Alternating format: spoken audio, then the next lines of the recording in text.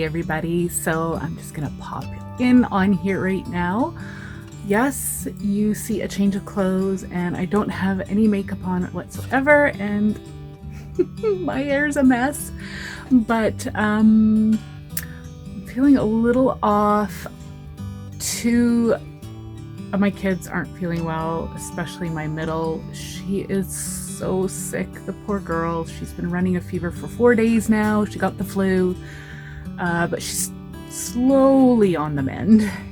Anyways, I am done cleaning up my craft space.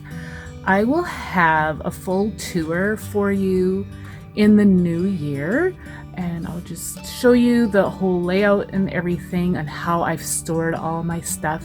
I will also show you how I am storing my Christmas supplies. I won't show you in this video, but yeah, I just thought I would just share my cleanup to give you all some inspiration to get in gear and, you know, start looking forward to the new year. So thank you so much for being here, and let me show you around.